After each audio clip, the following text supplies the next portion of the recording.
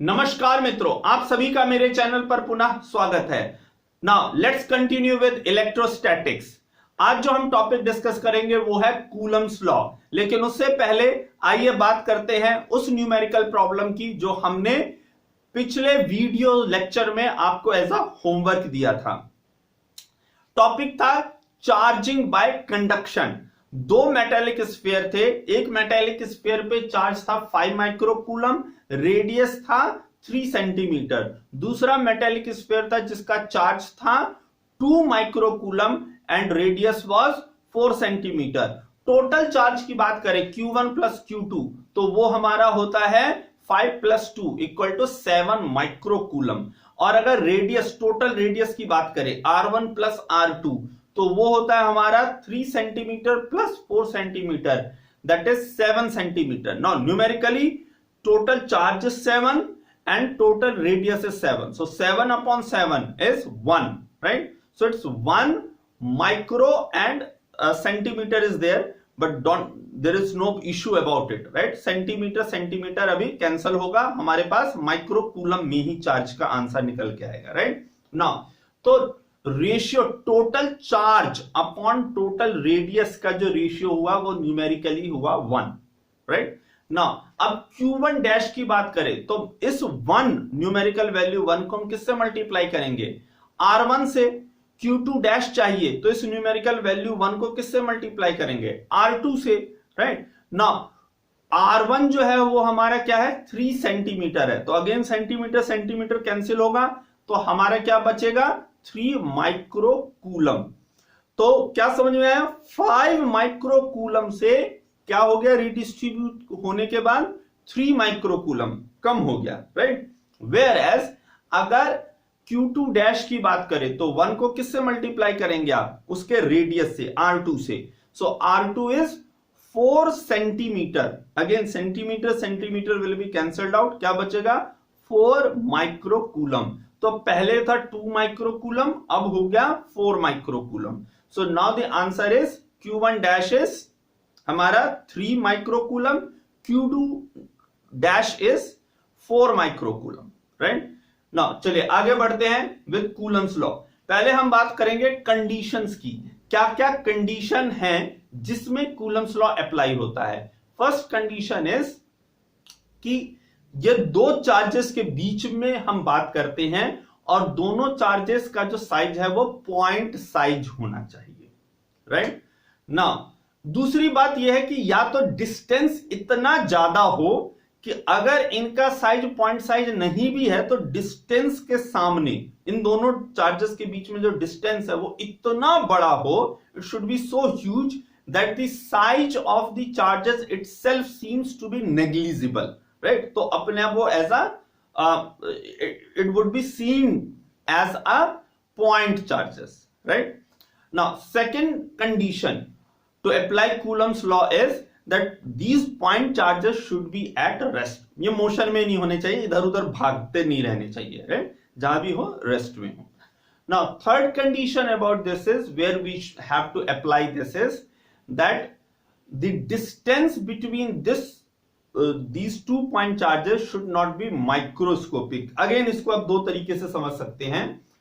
ऐसा नहीं होना चाहिए कि इसका डिस्टेंस इतना छोटा हो कि हमें उसे देखने के लिए माइक्रोस्कोप लगाना पड़े, एक ये मतलब है माइक्रोस्कोपिक का। सेकेंड मीनिंग इज कि इनका डिस्टेंस इतना ज्यादा हो कि if these charges have any shape और size it should be negligible. इतना ज्यादा डिस्टेंस इन दोनों के बीच में, इतना ज्यादा गैप होना चाहिए। That is the third condition. Fourth and the last condition about applying the Coulomb's law is that the medium between these 2 point charges should be homogeneous, right? Homogeneous का मतलब समझते हैं वो एक समान। हम ये नहीं कह रहे कि वो एयर हो या वैक्यूम हो, वो कोई भी मीडियम हो सकता है, वो वाटर हो सकता है, कुछ भी हो सकता है, लेकिन जो भी मीडियम हो वो होमोजीनियस होना चाहिए, एक समान होना चाहिए through out, right? That is the last and final condition.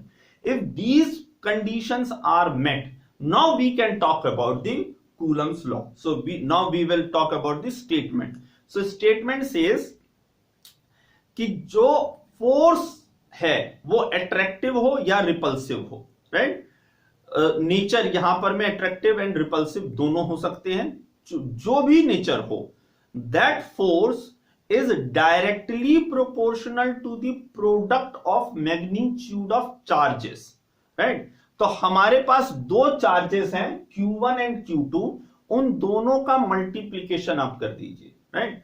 So this force F is directly proportional to Q1 into Q2 and it also obeys inverse square law. Inverse square law क्या है कि force is inversely proportional to the square of the distance between them. उन दोनों charges के जो बीच में distance है, let's say it's R, उसके स्क्वायर से ये इनवर्सली प्रोपोर्शनल है। This inverse square law has a great importance. We will talk about this thing in some other video lecture, not today, because law of gravitation also holds this, right? So we will make a common video about it. Let's continue. So अगर ये दोनों conditions meet हो, इसके बारे में बात करता है कूलम्स लॉ। अब इन दोनों चीजों को अगर आप मिला दें तो हमारे पास क्या बनेगा, F is directly proportional to Q1 Q2 upon R square. अगर आप प्रोपोर्शनैलिटी साइन हटाएंगे एंड इक्वलिटी का साइन लगाएंगे तो हमें एक K लगाना पड़ेगा। So F is equal to K Q1 Q2 upon R square. This K is constant of proportionality.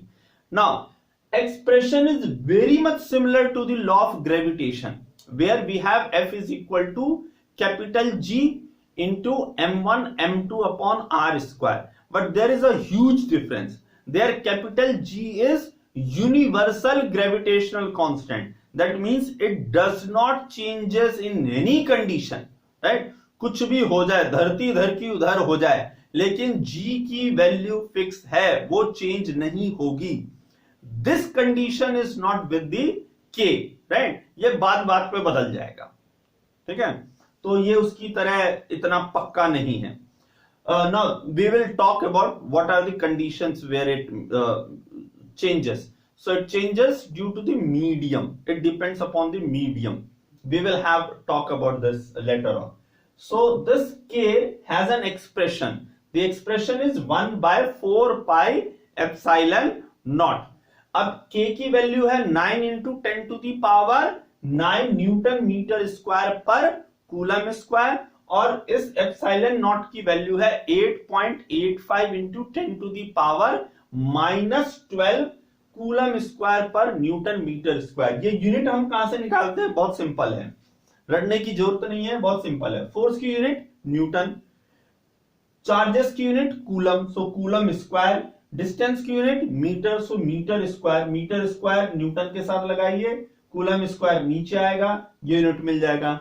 Epsilon not का K के साथ रिलेशन क्या है, इन्वर्जन का है, तो इस यूनिट का इनवर्ट जो है वो ये यूनिट होगा, right. So simple and easy. Now K तो हमें समझ में आया कि K हमारा क्या है, K है हमारा constant of proportionality. Epsilon not की बात की जाए तो ये परमिटिविटी है, राइट. नाउ परमिटिविटी क्या है ये मैं आपको स्पेशली समझाऊंगा एक वीडियो लेक्चर के अंदर, राइट. आज नहीं लेंगे क्योंकि फिर ये लंबा हो जाएगा, ठीक है. स्पेशली हम समझेंगे इसको डिटेल में क्या है, और ये ही बताएगा कि कैसे K की वैल्यू जो वो मीडियम पे डिपेंड करती है और वो चेंज होती रहती है, राइट. चलिए आगे बढ़ते हैं. जो लास्ट पार्ट है इसके अंदर आज जो हम देखेंगे वो है properties of this law, right. इस लॉ से हमें क्या क्या प्रॉपर्टीज मिलती हैं, तो कुछ प्रॉपर्टीज की बात करते हैं. कूलम्स लॉ जो है उसका नेचर जो है वो सेंट्रल, ये जो कूलम्स लॉ में जिस फोर्स की हम बात कर रहे हैं उसका नेचर क्या है, सेंट्रल है in nature. Central in nature का मतलब बहुत ब्रीफली आपको समझा देता हूं क्या होता है कि जो फोर्स जो अप्लाई हो रहा है ना, ये फोर्स जो अप्लाई होगा ये along the distance joining these two points. So Q1 is a point charge, right? एक पॉइंट से रिप्रेजेंट होगा, Q2 एक पॉइंट से रिप्रेजेंट होगा, पॉइंट चार्जेस है तो, राइट, पॉइंट से ही होगा ना. आप इन दोनों को ज्वाइन कर दीजिए, तो जो फोर्स की हम बात कर रहे हैं कूलम्स लॉ में, ये फोर्स इस लाइन के अलोंग ही चलेगा, राइट. इस कहीं और नहीं जाएगा. इन दो पॉइंट्स को आप ज्वाइन करिए एक लाइन से, इसी के लॉन्ग आप कहेंगे ऐसे बड़ी बात क्या? बड़ी बात है, बड़ी बात यह है कि चूंकि ये सेंट्रल फोर्स है, इस फोर्स का नेचर सेंट्रल है, दैट इज द रीजन कि एक अलग से इसकी प्रॉपर्टी की भी हम बात कर सकते हैं कि this force is not applied in a nuclear forces, right? Nuclear forces में कूलम्स लॉ काम नहीं करता है और उसका रीजन यही है। कल को अगर आपको किसी कॉम्पिटेटिव एग्जाम में अगर ये क्वेश्चन पूछे तो उसका ये आंसर बन सकता है, और very important to be noted, right? Now ये दो प्रॉपर्टीज या फीचर्स का है जिसकी हमने बात की। Next feature is the nature of this force is conservative. Conservative force का क्या मतलब होता है? ये बात फोर्स की आती है, लेकिन जब हम बात करें तो इसमें हमें वर्क डन की बात करनी पड़ती है। क्या बात करते हैं कि दो पॉइंट्स हैं, राइट?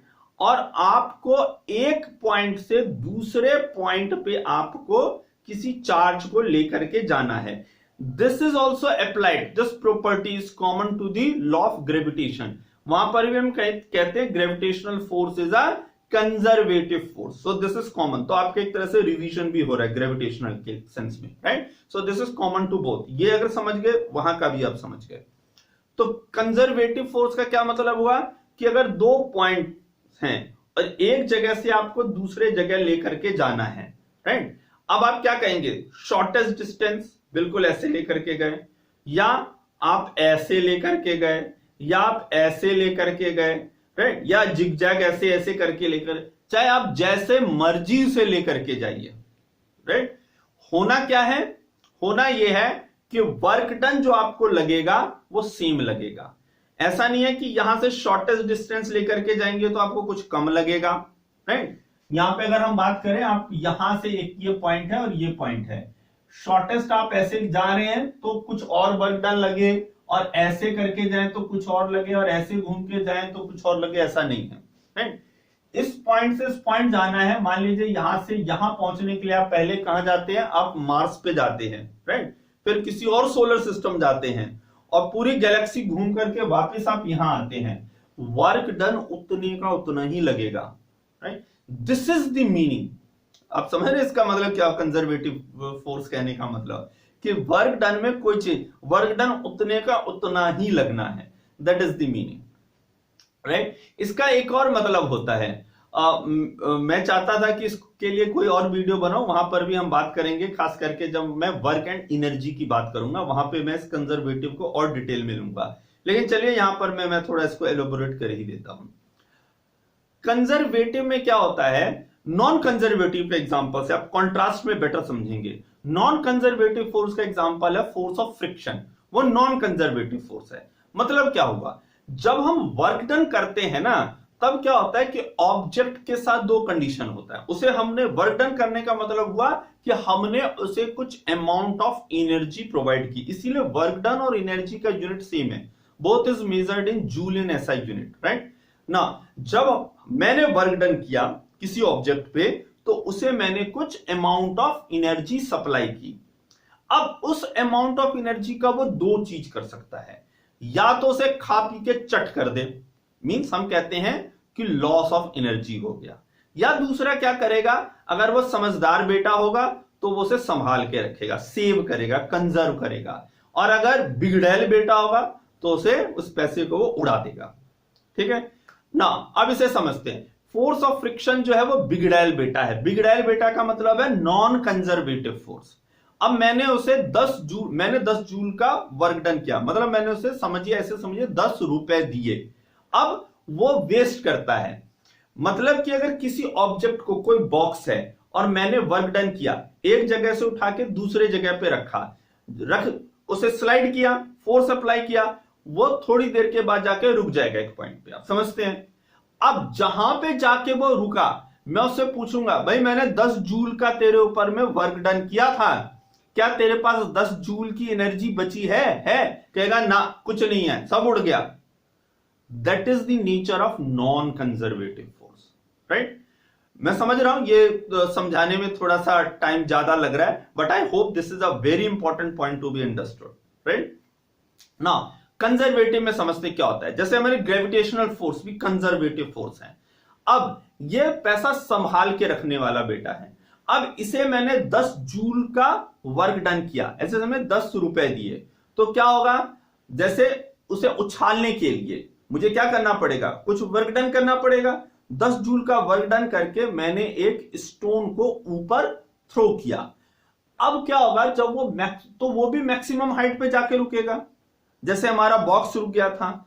अब जब वो मैक्सिमम हाइट पे जाके रुकेगा और मैं उससे पूछूं कि भाई तेरे पास, तुझे जो मैंने 10 जूल का जो वर्क डन करके जो दिया था, क्या तूने संभाल के रखा है तेरे पास? वो क्या कहेगा, हाँ है मेरे पास। कैसे समझ में आता है? क्यों? क्योंकि वो वापस गिर करके आएगा। कैसे वापस गिरा? भाई उसके पास था तभी तो वापस आया। फोर्स ऑफ फ्रिक्शन के साथ समझिए, आपका बॉक्स वापस नहीं आता है। अगर वो कंजर्वेटिव होता तो वो भी आपके पास वापस आ जाता। कंजर्वेटिव नहीं है, इसीलिए जहां था वहां का वहीं रह जाता है। This happens with the charges. Charge के लिए हमने भी क्या कहा कूलम्स लॉ में, कंजर्वेटिव फोर्स है। अब यहां पर भी यही होगा, अगर आपने इसको कोई अमाउंट ऑफ वर्क डन करके इसे भेजा है, ये स्टोर करके रखेगा। ये भी समझदार बच्चा है, ये लूज नहीं करता है, ये वेस्ट नहीं करता है। आई होप इस कंजर्वेटिव पॉइंट को आपने डिटेल में समझा है। Another property is this obeys the inverse square law. इस इनवर्स स्क्वायर लॉ का भी इंपॉर्टेंस है। हम इसको एक न्यूमेरिकल में ज्यादा अच्छे से समझेंगे, वहां पर मैं किसी मेटेलिक स्फीयर की बात करेंगे, न्यूमेरिकल हम लेंगे और डिटेल में समझेंगे। यहां पे हम इतना समझ लेते हैं, इनवर्स स्क्वायर लॉ का मतलब है force is inversely proportional to square of the distance between the two charges, right? So now this video is going to cross 17 minutes limit, right? I have assigned myself only, right? So I don't want to cross it much. So thanks for watching this. I hope you enjoyed my video. If you like my video, please subscribe and share with your friends and do comment upon it. So thanks once again for watching this.